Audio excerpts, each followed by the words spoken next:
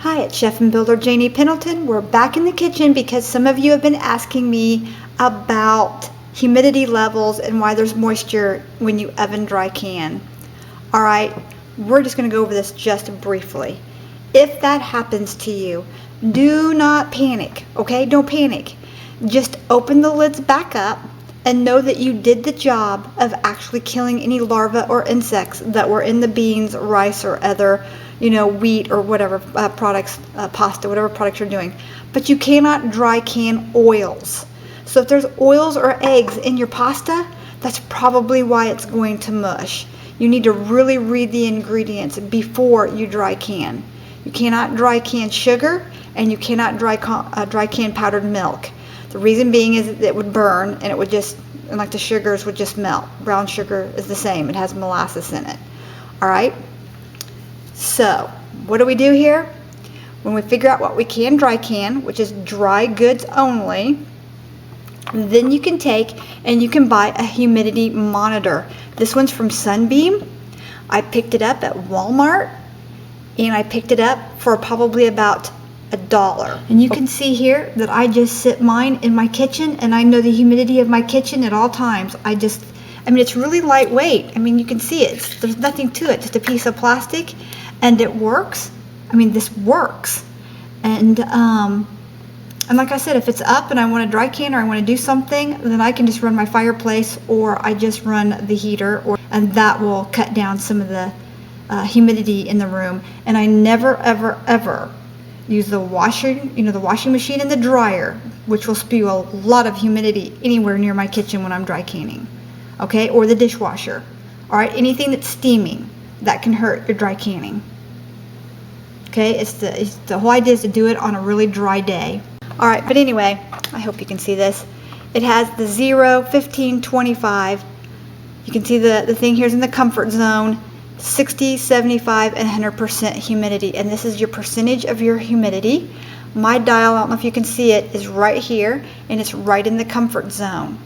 Well, all week, with it raining and everything all week, it had been in the 60. So I wouldn't, if it's not in the comfort zone or it's in this area right in here, I definitely would not dry can unless I was running some sort of a dehumidifier and, maybe even your fireplace.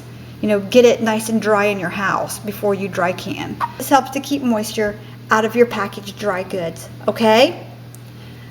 So, once you know that you're in an okay zone here, and let's say you still get moisture in, just put your product back in the oven again, take the lids off, get your product back in the oven again. It just means that either on the semi, in the store, on your shelf, in your pantry. I had one guy tell me that he left his stuff in the trunk of his car for 3 weeks. His dry goods in the trunk of his car for 3 weeks, and he lived in Florida. So you can imagine how much his dry goods had absorbed. So if beans are too old, they will not rehydrate. So, but don't throw them away, because you can still use the older dry goods for flour, rice flour, bean flour. All of that are gluten-free flours, and it's all good. Don't throw away your product, okay? It's still good. Now, if you have moisture in the jars, take off the lids, either put them back in the oven or let the moisture get back out of them again, and then put on the and vacuum seal them. Put in an oxygen absorber and vacuum seal them. There's so many things that you can do without pitching it. But let's say you did pasta and it kind of like melted away. Pitch it. Okay, that's no good. That means you dry can something you shouldn't have been dry canning. And you should always test small amounts before you do large amounts, to make sure that you have your times right, and a little meter like this that lets you know that you're dry canning on a dry day. Now, that doesn't mean your product didn't absorb moisture on a day when it was up like this, even sitting in the store shelves, okay?